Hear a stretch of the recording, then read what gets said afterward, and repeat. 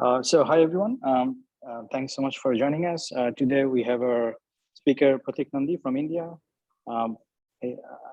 He's from Indian Institute of Science in Bangalore, and Pratik is going to talk about the second part of his recent progress on Krylov complexity.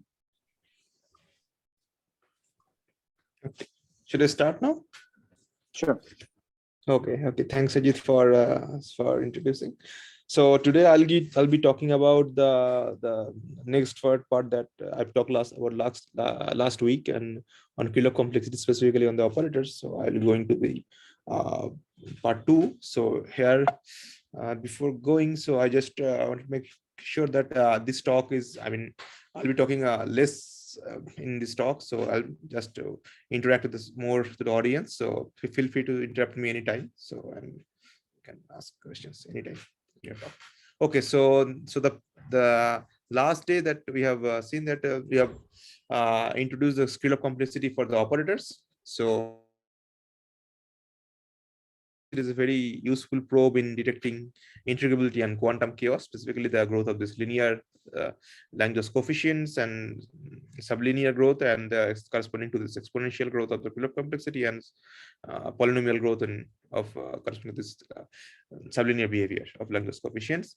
But we also learned that you should be to be careful about some possible subtleties. For example, when you talk about this universal operator growth hypothesis, is not an if and only if statement. This means that if your system is chaotic, then you expect your growth of linear, your Lanczos coefficient should grow linear, but it's not the other way around. It means if your Lanczos coefficients are growing linearly, it doesn't always necessarily imply that your system is chaotic. So there are some systems, some integrable systems with the last time that we have discussed, that possibly having some saddle points in classical phase space. Those systems, we also have linear growth of Lanczos coefficients, but the systems are integrable.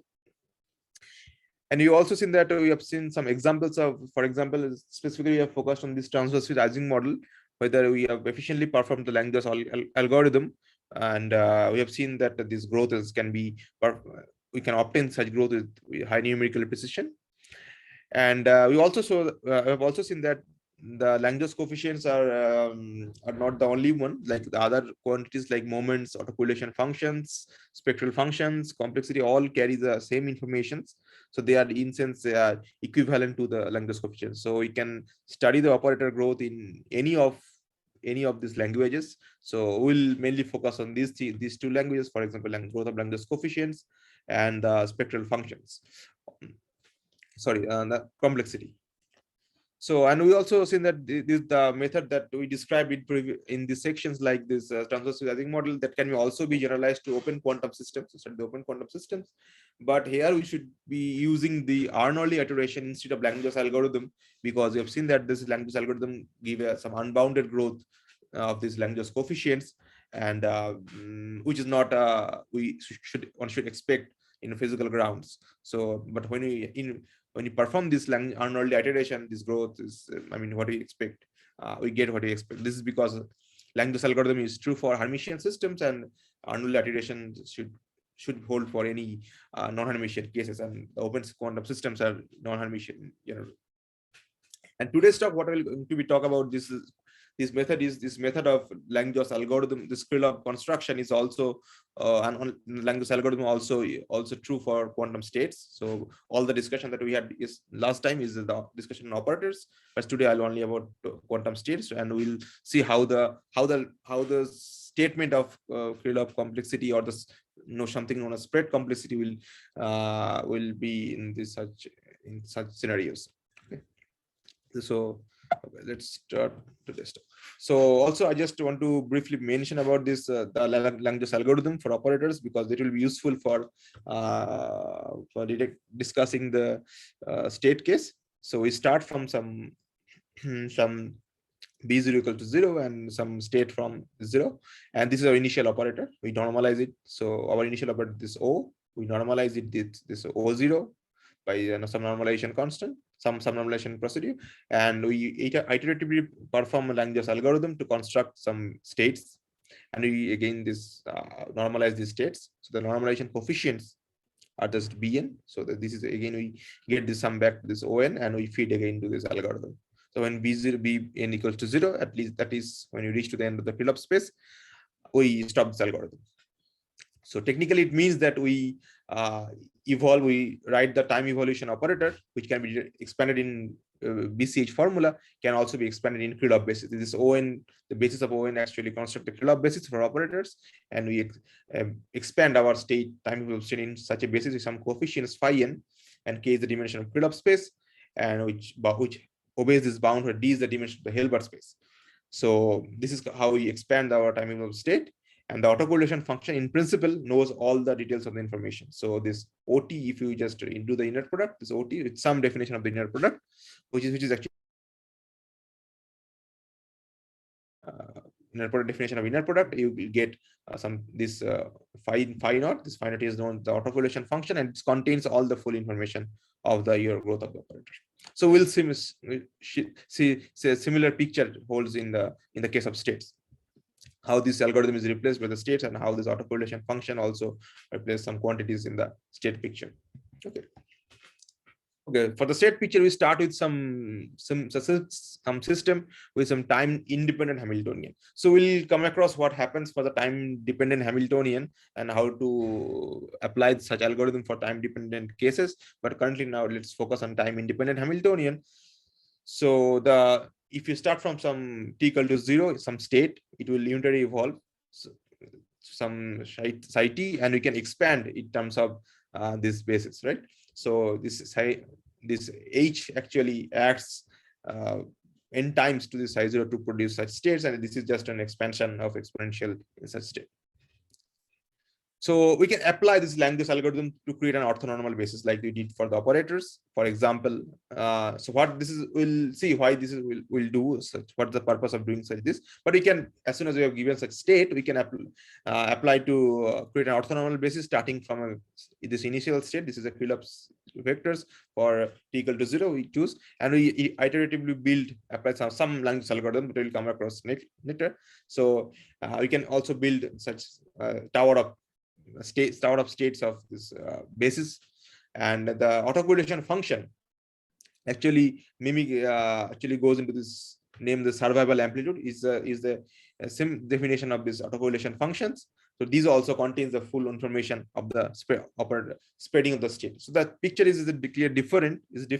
So in operator picture, we have some initial operator. We insert some operator in some state, and we want to see the evolution of the operators. Here we want to see how this initial state evolves acting this unitary operator created by this Hamiltonian. So how the Hamiltonian acts on the states and how these states evolve in the Hilbert space, that's we are interested in this case. And Krylov complexity and this Lanczos algorithm actually encodes the information how it evolves to this Hilbert space. Okay, so the basis that we construct, the basis phi n may not be a unique basis, because we can, why do you bother about this Krylov basis? Because last time we discussed, so why do you bother about Krylov basis? You can also discuss some another basis. You can choose some another basis for some n equals to 0, 1, 2, 3. So you just have some b0, b1, b2, 3 basis, and you define a cost function like this. So these cn just some positive constant, and these are the bases that you define. So this is basically the definition of your cost function.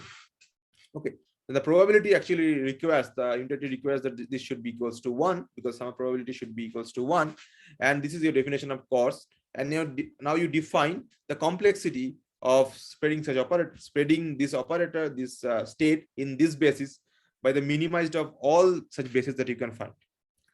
So this is some particular basis you choose. You choose some other basis, and you compute the CBT, this quantity, this cost function for all the bases, and you minimize over this all the bases. What you get is the complexity for all the bases. So your operator initial state actually you want to find which basis this your operator your state is actually spreading, and you get a least cost function.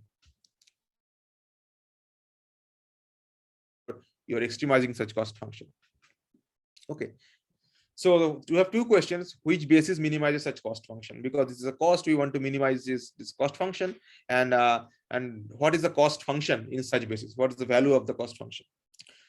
So it has been shown that this cost function, this has been shown by this paper by Balasubrahmanyam and Kaputa and other collaborators. They show that this basis is minimized if you choose the Krylov basis. That's why Krylov basis is important.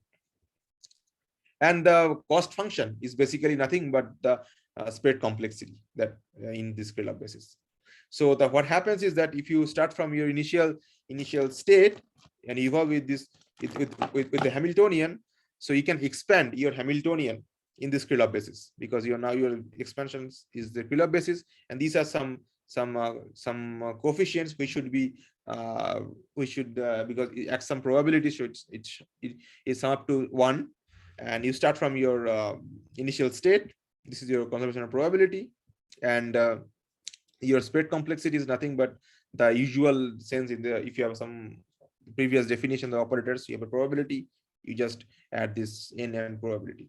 That's your definition of the probability. So this is the probability, and you can also define such k onto, because when you have the probability distribution, you can define many other information theoretic quantities like k entropies and other k variances, another thing. So any quantities you can define, and you can study the properties of such quantity. So we'll be mostly interested in this quantity Krylov complexity.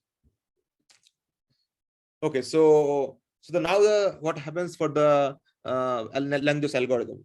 So we have a similar setup here. So you start from some Hamiltonian, and it acts on the Krylov basis like this, and it is basically the similar process of the operator case. But the one difference, we have the one sets of more coefficients like an.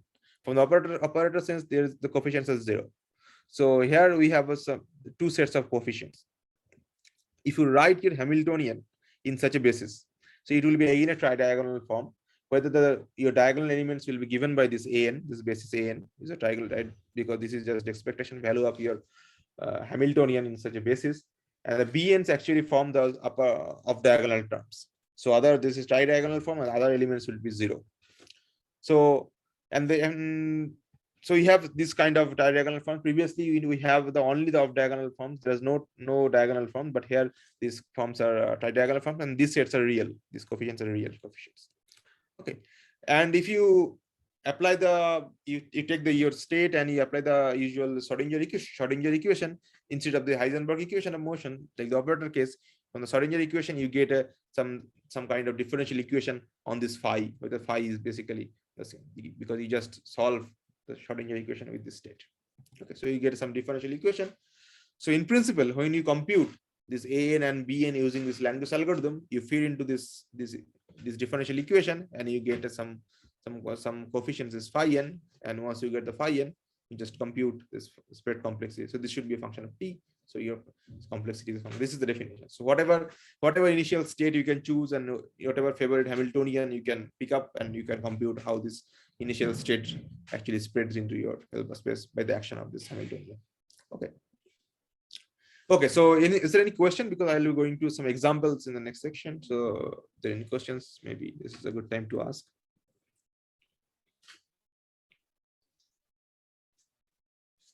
Okay, so seems like there's no question. So the thing is that I have a question.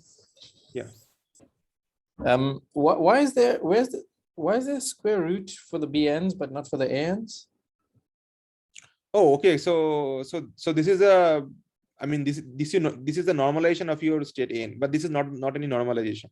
This is just an expectation value of your Hamiltonian in the basis. This is not normalization constant. So this is the normalization, right? Theta n. So this is how you define your algorithm. So okay. Okay. So yeah, in that sense, yes. So basically, when your n is 0 is usual, and h is, if you replace h by the Liouvillean, then it's usual. It goes back to the previous Lanczos algorithm for the operators case. Okay. So the thing is that you can choose any state in your favorite state. For example, any state psi 0 and any Hamiltonian, and you just evolve this and you get some state, and you can apply this Lanczos algorithm, and you can compute the Krylov coefficients and complexity. But we have only have a symmetry of your Hamiltonian. For example, if you so you'll consider the SU2 here, but you can, this is also applied to other methods like SU11, Weil-Heisenberg group and other cases, but we just focus on SU2 because we'll see an example of SU2 in two. We'll see basically two examples of SU2 of two cases. One is spin half and one is other, and is one is spin greater than half. So I'll just mainly focus on SU2 generators. So when you have a Hamiltonian like, and they obey the usual SU2 algebra. So this in this setup, your Krylov base is actually formed by this states. So this state basically the basis state of your algebra, and you can act J0 and J1. They act usually, and this usual spin algebra. This follow the spin algebra, and you have a total 2J plus 1 Krylov basis in this case. So this is one is a lowest energy state, lowest state. So n equals to 0. If you put n equals to 0, so J minus J is your lowest energy state, and 2J plus J is your highest weight state. So you have total 2J plus 1 Krylov vector. Note that J is a spin. When you have a spin half, you only have 2 Krylov vectors, just K0 and K1. This is half minus half and half plus half. So if you start from a lowest weight state, so this is your, if you choose this as an initial state and you want to apply this Krylov algorithm, so the Hamiltonian, this is like a Hamiltonian, this is your initial state. You can analytically compute the Lanczos coefficients. So An and Bn are the Lanczos coefficients, and you can analytically compute what is the expression of Krylov complexity. So the two things that the spin directly comes into your picture. This is your J picture. When you have this gamma and delta equal to 0, when you have only this J plus and J minus, you only have these Bn coefficients but no An coefficients. So you require this J plus and J minus, because otherwise this state will be the eigenstate of your Hamiltonian, right? Because we have only J0. So you need this J plus and J minus. If this alpha equal to 0, your Bn becomes 0. And you don't see any kind of growth in such a complexity. So this also depends, is proportional to this spin, okay? And it's a sinusoidal function, sinusoidal growth. So one thing we should mention that in operator case, we have conjectured about whether how the growth of these Lanczos coefficients, whether this is linear, sublinear, and what about the growth of the Krylov complexity, the exponential and polynomial growth. Here we don't conjecture anything. I mean, what about the nature of the system? Because we are not probing chaos in such sense in this picture. So we want to see how this initial state grows in the Hilbert space by the action of these operators. Yeah, so we are not conjecturing any chaos and by the looking at just the coefficients. Okay, so let us do some examples. So we'll do one example of this some flow periodically driven system. So previously this has been studied in we have previously it has been this Krylov spread of the spread complexity has been so this notion of this usually terms as the spread complexity, because we compute this is the spreading of the state in the system, but we can also talk about it's a Krylov complexity because it's just a Krylov algorithm that we perform. Okay, so we consider some periodically driven system like this. So this Hamiltonian is a time dependent Hamiltonian, but as we know that we have seen this thing by using a time independent Hamiltonian, because when you have a time dependent Hamiltonian, we have a time ordering in some sense. So we want to see how the time dependent Hamiltonian looks like, or whether we can do actually some such things, and what we can do for in such cases. So this is something known as periodically driven system. So it is some interaction, some staggered magnetic field. So just take this and some Hamiltonian, just given some Hamiltonian with some amplitude is given by some periodically modulated, so like cos omega t and sin omega t, where omega is your time period and your Hamiltonian is periodic, that you can check by putting, so it's a t plus t. Okay, for in this case, it is well known for the condensed matter community that this Hamiltonian can be written as some basis of this spinors, when this HKT actually looks like is a two component, because basically you are just writing in the momentum space and you are separating all this in the block of 2 cross 2 matrices. So these coefficients are basically given by this and depends on the parameters of your original Hamiltonian. So the usual, so one interesting point to note that there is something known as a adiabatic and non-adiabatic regime when you're driving frequency. So basically you are this is your omega. This is a driving frequency for your of your system. So when your driving frequency lies between these two regime, this is known as a adiabatic regime, and beyond such you don't have these adiabatic regimes, and we don't want to discuss why this is adiabatic regime or what is non-adiabatic regime, but there is a two distinguishable regime from this where we can separate two regime, and there is some topological transition happens at these two regimes from both of these, from this left hand side and from the right hand side of this regime of this parameter space of omega. We want to see how this complexity behaves during this transition, when we have driving frequency in this adiabatic regime and when we have driving frequency in non-adiabatic regime, how this behaves, the complexity behaves in this system. Okay, so we want to make some progress. So it seems that this time-dependent Hamiltonian makes things very complicated, but we want to see whether we can go some time-independent case from this setup. Flow system. This is basically very well known in this case. So what you start from Schrodinger equation. Like if you have some state, if you have this Hamiltonian, this block Hamiltonian, 2 cross 2 Hamiltonian, this is your time evolved state, and this is a Schrodinger equation. You want to go from some state with some rotation angles. This is some rotation. You are rotating your state to some state, so that your effective Hamiltonian is basically so the expectation value of this remains unaltered, so that your if you just plug that in your Schrodinger equations, you get you see how your Hamiltonian actually transforms under this rotation. Your state transforms like this, and your Hamiltonian transforms like this rotation. So when you compute the rotation, becomes basically a time-independent version. So this is basically 2 cross 2 matrices, just identity and one exponential I omega t1 of the diagonal, and you compute this effective Hamiltonian. This is usually known as the Floquet Hamiltonian. So this is a 2 cross 2 matrices, and this is not time. This is time-independent matrices. So this is Hamiltonian's time-independent Hamiltonian. And you want to see, if you start from some lowest energy state of this Hamiltonian, how this complexity behaves. So if you compare this Hamiltonian with the previous Hamiltonian, usual Hamiltonian like this, you can easily identify what are the generators of this Hamiltonian. Okay, you can identify the generators of the Hamiltonian. So you want to study how this initial state actually translates, how this evolves after the action of this Hamiltonian. So you get some time evolved state, and you can really directly compute these Lanczos coefficients analytically. So this is one of the advantages, that you can do some analytic computations. We'll talk about when you cannot do analytical computations. So this is basically due to the symmetry we have exploited, and we can compute this Lanczos coefficients, and the Krylov complexity is just basically the periodic complexity.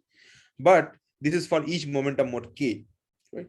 Because this Hamiltonian is for each momentum mode k, and you want to integrate about the full momentum range. So full momentum range from minus pi to pi, your complexity, and you plot this complexity for different omega, because all things basically this delta. So I haven't mentioned what is delta is. This delta is basically depends on your this omega, and so this is basically the energy.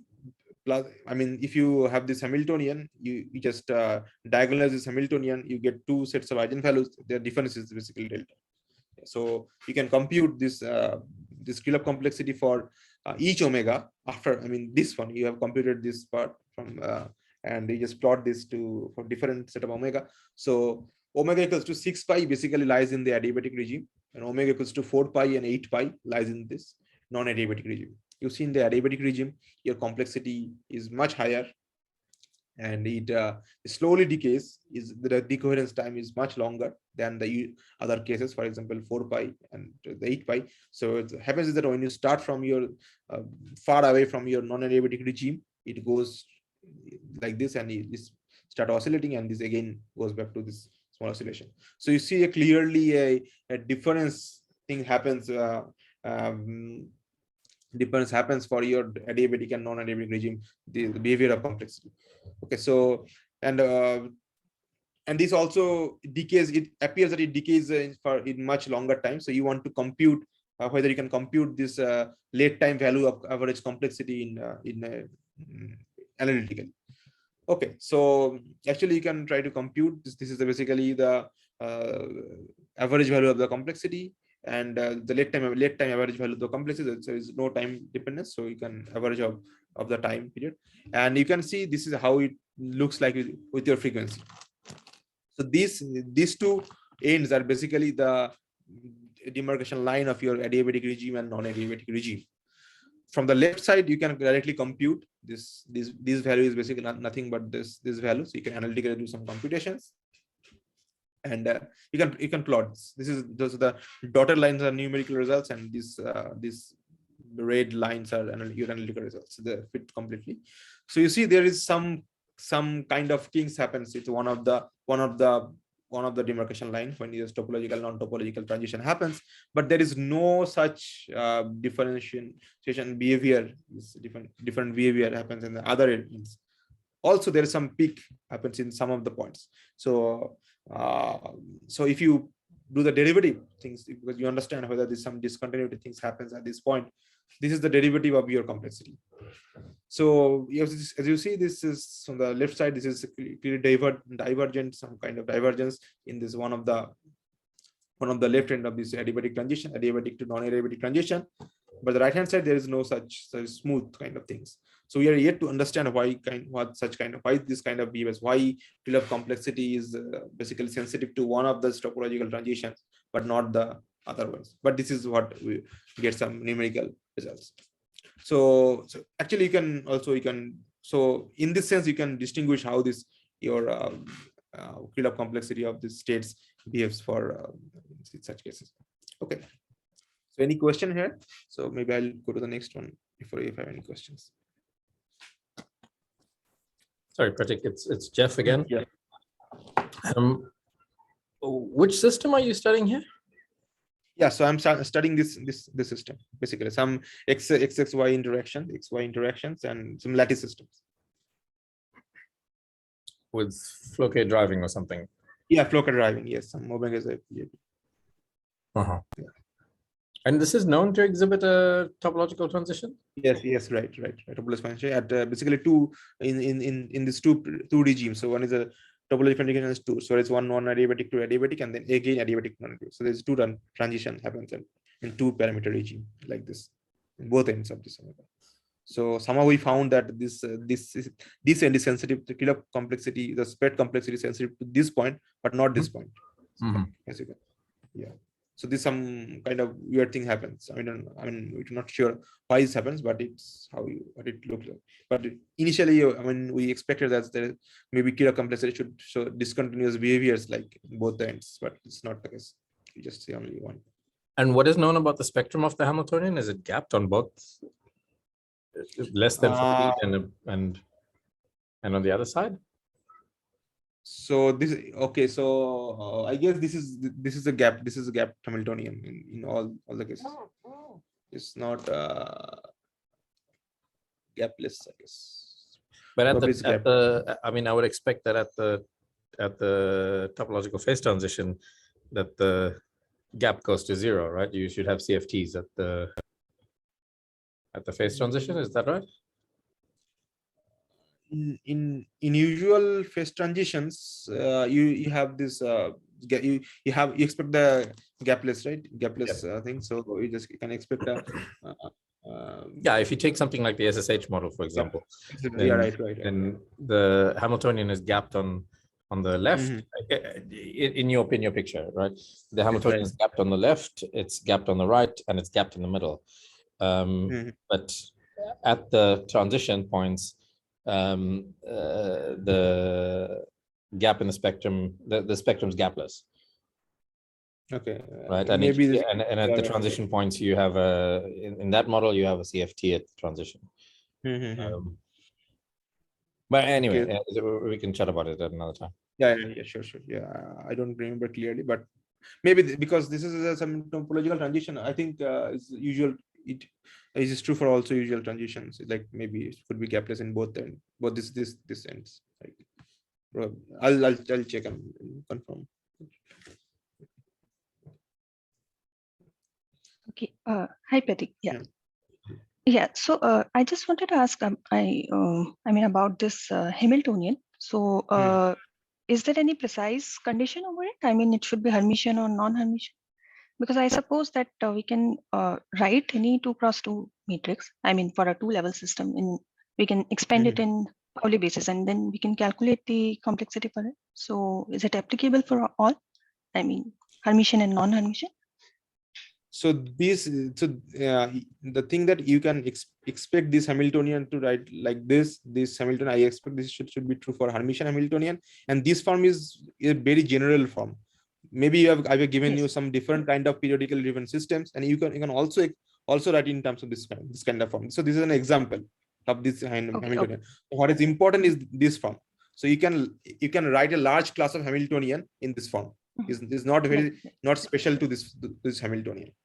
So only the different thing happens for this coefficients. This kind of coefficients will have some different value and they depend on the original Hamiltonian. But this is true for a very general class of Hamiltonian. You can write if you have a time dependent Hamiltonian, you can write this kind of form for. Exactly. Yeah. Okay. Thanks. Yeah. So this Hamiltonian is not very special. So this is just an example, and you can write. Yeah, I see. That's it. Yeah. Okay. Maybe you can take this one. This one is your this Hamiltonian. Okay. Thanks.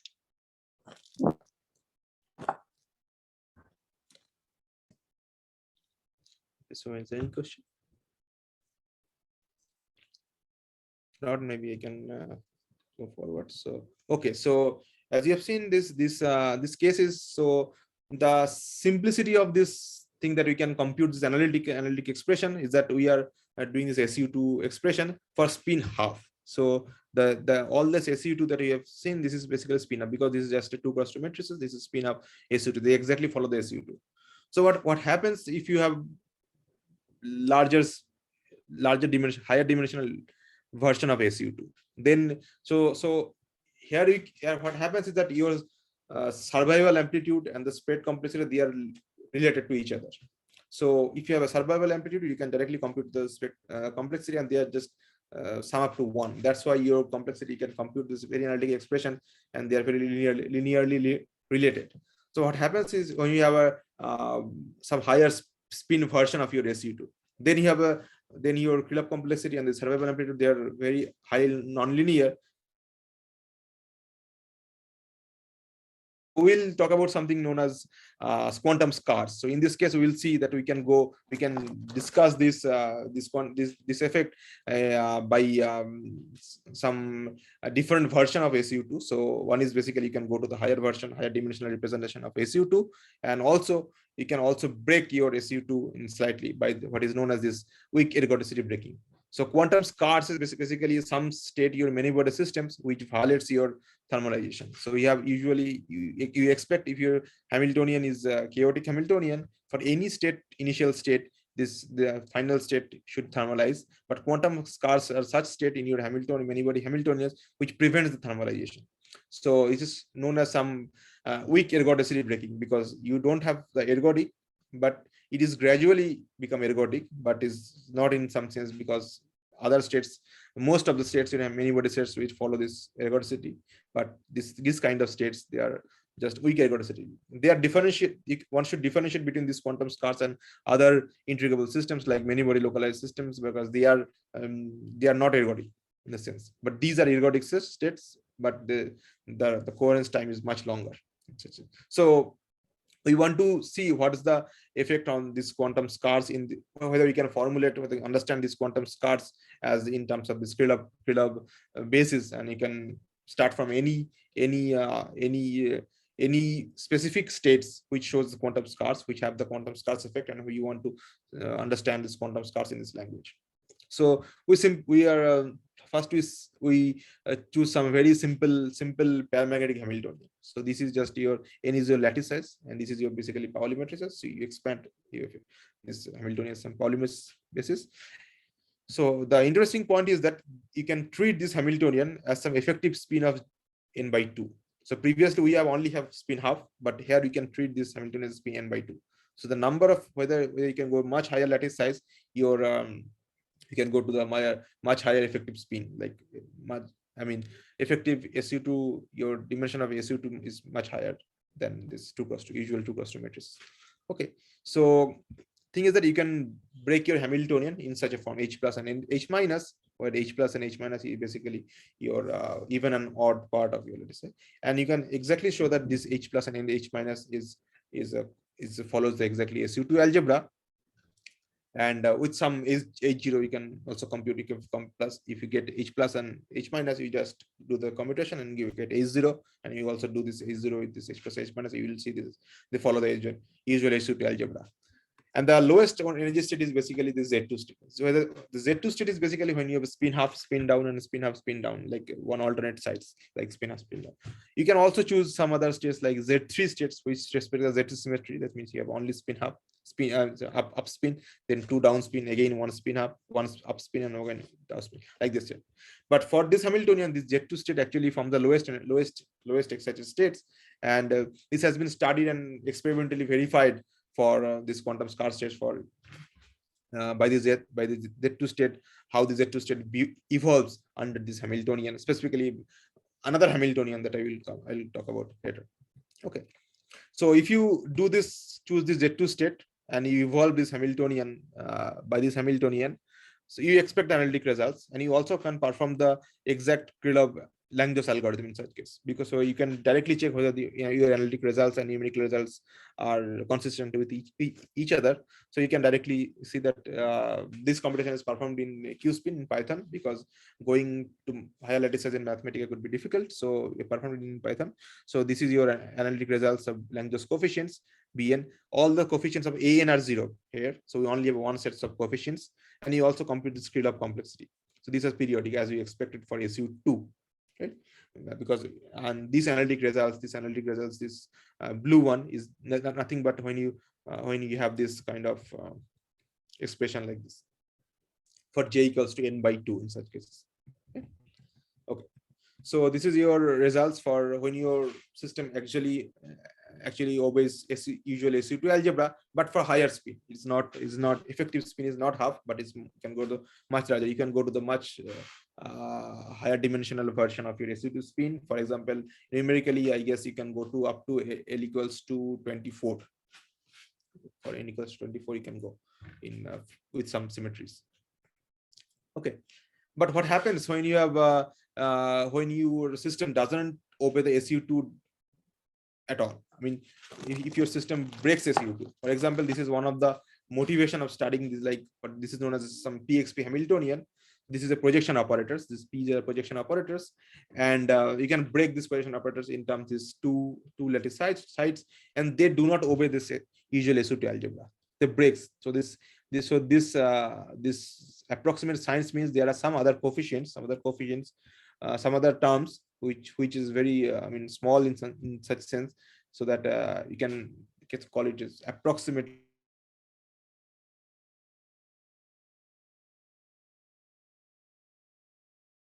I to the power n, where phi is a golden ratio. Why is not 2 to the power n? Because this is the presence of these projection operators.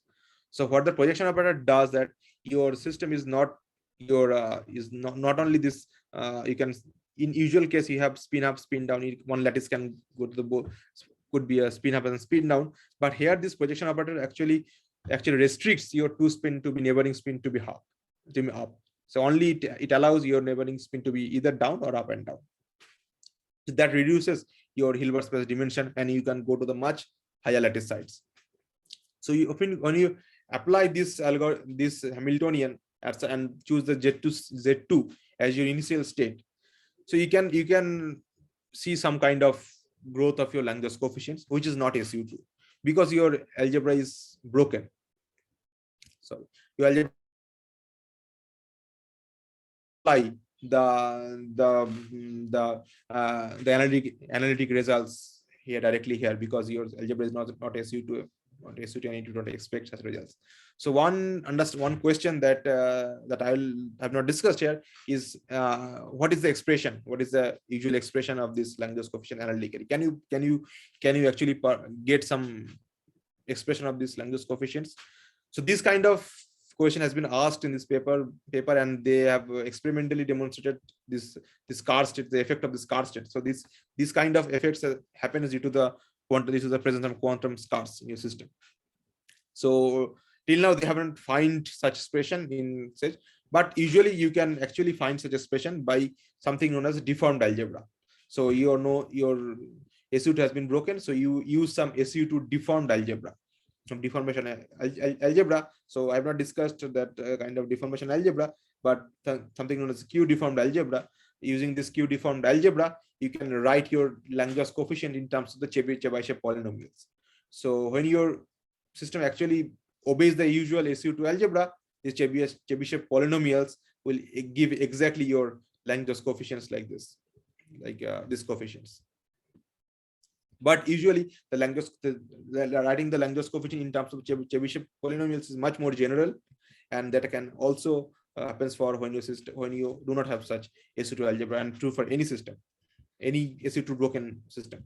So this expression you can write perturbatively compute this the deformation parameter. So you have some deformation parameter, you expand your Bn in terms of the deformation parameters, and you for the leading order and subleading order you can directly get some complicated expressions, but some analytic closed form expressions in terms of this Chebyshev polynomials. Okay, and you can directly match with this numerical results that you can get by direct implementation of of the Lanczos algorithm. Okay, so I think this is what I'll keep the talk short, as I've said.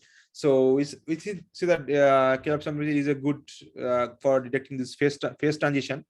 Basically, this happens. The phase transition usually happens at the zero temperature. So you can this quantum phase transition, and you can ask what happens for a finite temperature phase transition. So for a finite temperature, you expect that the inner product that you have taken to compute such things may also have some beta dependence, and you want to check whether how it I mean, if you increase your temperature, how you detect your how this effect goes away, whether you can detect this phase transition at zero temperature.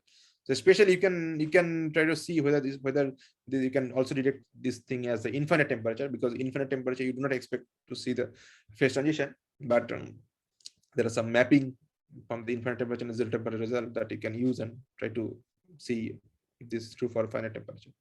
So, and also we haven't talked about this something called the dynamical quantum phase transition. So here the phase transition happens with the parameter space. So omega is our driving frequencies, but the dynamical phase transition is that only a phase transition in the time. So the parameter in this sense is the time.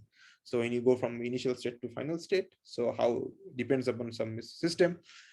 You can also see such compute such dynamical phase transition, but I haven't discussed there. So here you find that your Krylov complexity is not much useful in detecting such dynamical quantum phase transition. The Krylov entropy is more useful. So why this is true? Because your Krylov entropy contains a logarithmic factor, but your Krylov complexity doesn't. So this logarithmic factor is actually important. So it detects your the signature of your discontinuous nature. So in that sense, your Krylov entropy is a more useful probe to detect your dynamical phase transition. One way to understand is that your expression of your Krylov complexity is basically a sum over n phi n square, right? So and it starts from n equals to 0. So when n equals to 0, this phi 0, the information of phi 0 is lost. So you have effectively starting from phi 1. But when you compute this Krylov entropy, this is basically sum over phi, this is phi n and log phi n. So all the information of phi 0 and till the phi n remains. So that actually entropy is useful and Krylov complexity, and dictates the dynamical phase transition. So you can also see what happens is for many body localized systems, because we have seen some scarred states, which is basically lies intermediate between this truly chaotic system and many body localized system. But for some many body localized states, you start from some random Hamiltonian, where the parameters are chosen some randomly, and you in some parameter range the system behaves like chaotic, and some other parameter systems it behaves like integrable. So you can see the transition whether this happens. So usually in these papers they have shown this transition is not very smooth. So many very localized situation is still in a very active field, and only the behavior of Lanczos coefficients changes such very subtle effect on this change of behavior of Lanczos coefficient in this many very localized system. It's not very ideally changes from linear growth and sublinear growth, but it's some other kind of growth. And you can also study this states in quantum field theory and conformal field theory. For example, these papers I have studied in quantum states of quantum field theory. And the thing that I haven't talked about in neither this talk and nor the previous talk is this holography. So what happens for this large N systems? So previously we discussed about large S systems and in the last talk, and whether this effective lattice sites that increase how. So I mean, you cannot expect to compute maybe numerically also, because it's numerically challenging to go much larger N. So maybe you can have some analytic results in such this case. So thank you. So yes.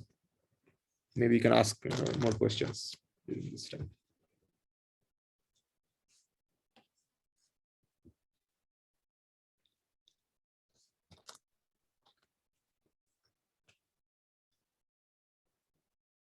Sorry, Pratik, I'm not sure if Shajit wants to moderate the questions. But he's keeping a low profile now. Any questions for Pratik? Shahid, sorry, you're back. You're welcome to keep running the show. I got disconnected because of the a bit of silence. Yeah. Yeah, I got disconnected because of the load shedding for like last 20 minutes. I know, same. Yeah, it came and went. Yeah, so yeah, are there questions?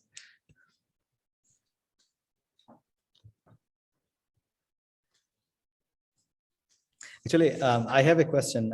Can you go to the next slide with the, I think the next one is probably, yeah. So no, the one, yeah. No, the one where you talked about the thermal phase transition. Thermal phase transition. Yeah, in the end, I think. Like for a finite temperature transition. So yeah, right. So I haven't heard the talk yet. So I could be, maybe you have already answered that, or maybe addressed it up to some level. So is there a way to think about systems where there is a phase transition at a certain temperature?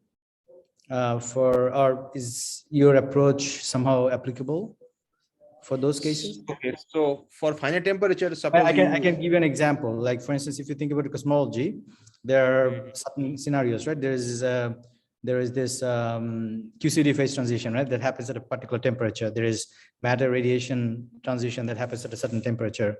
I mean, we have done some research on circuit complexity for those cases, but I was wondering if there is a notion for those kind of system that can be captured dynamically in terms of Krylov complexity. Okay, so I can say what happens for some lattice systems.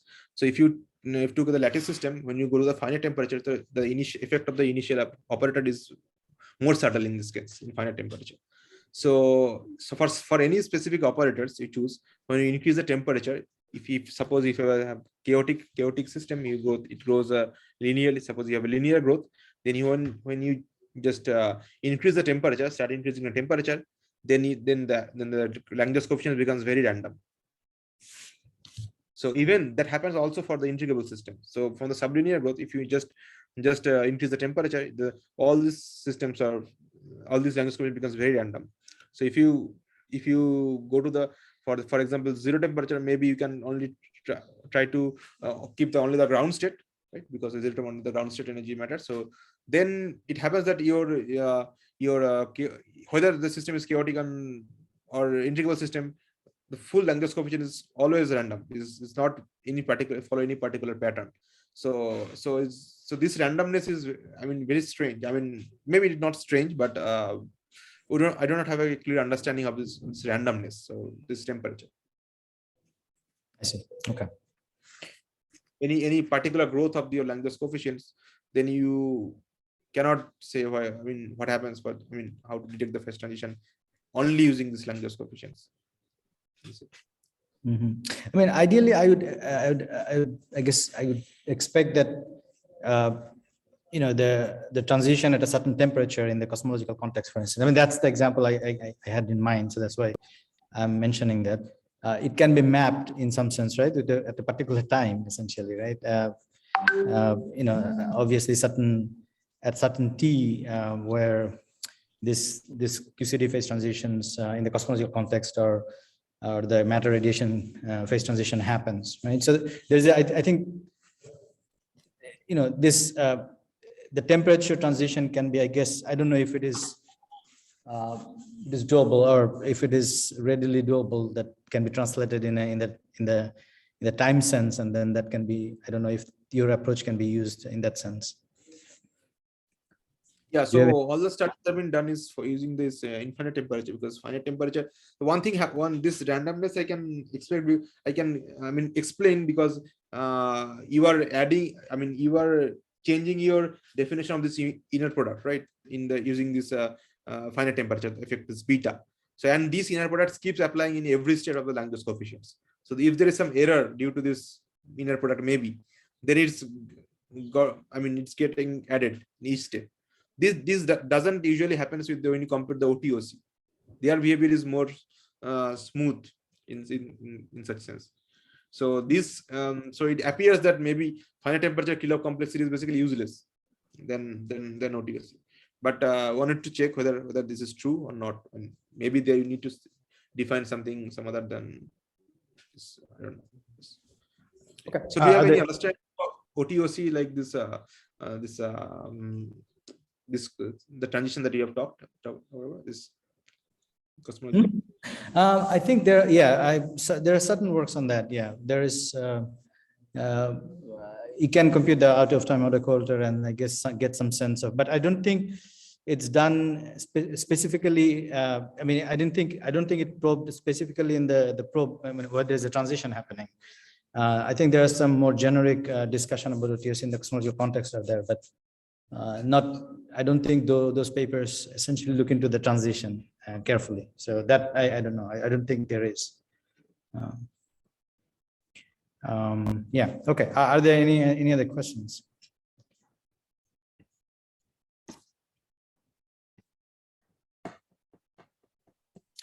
When I left because of the load shedding, you were talking about the SU2 group. So I have a very stupid question.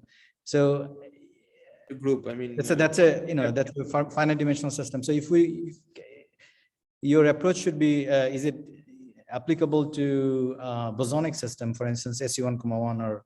Yes, you can have the same approach, and you can analytically compute your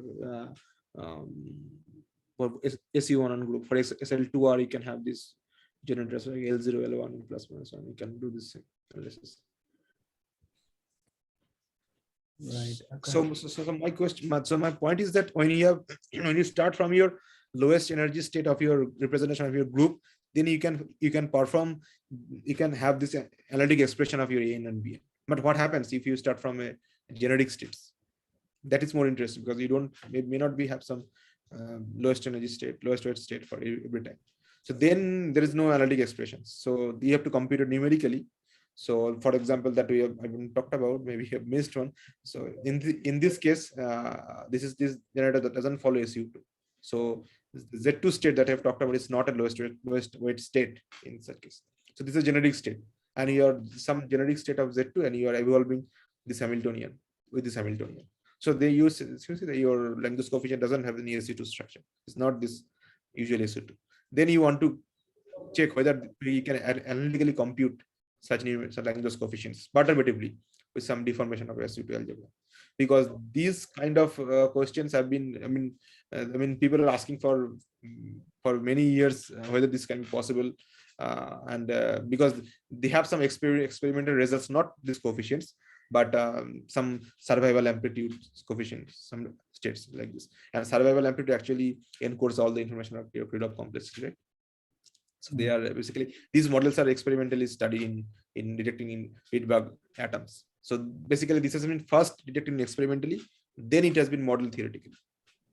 So that will ensure that these Hamiltonian actually model this Rydberg atoms, because in Rydberg atoms, what happens, you only allow this, you do not allow this spin up states in neighboring sites. You only have this, because experimentally this is not feasible. So experimentally you can always have one up, one down, or two down in neighboring sites. So this Hamiltonian actually mimics this state, this due to these projection operators, and made by this sigma z. Okay. So this is true for any generic evolution. Is not, you do not need to start from any representation of your group. This is more general than the previous one. That I mean, then this is very restrictive. This is more general. Okay, I think I was, yeah. Okay, I saw this slide, but I didn't. Yeah. Okay, good. Are there any other questions? Francesco, do you want to take over? I think it's. Sorry, I'm on mute. Sorry, no, thank you very much. Then I think it's just my pleasant task to thank the speaker very much. Thank you very much, Pratik, for joining us today from far away. We really appreciate the effort. And thank you very much to Shajit for organizing the webinar, yeah, because I wish we had many more webinars like this, yeah, and maybe the Friday afternoon slot is good for this, but let's see that we keep organizing more interesting webinars in future. And of course, thank you to all the participants, and hopefully we'll announce another webinar along these lines very soon. Yeah, thank you very much. Thank you. Thank you. Thank you. Thank you. All the best. Bye. Have a good rest. Have a good weekend. Yeah.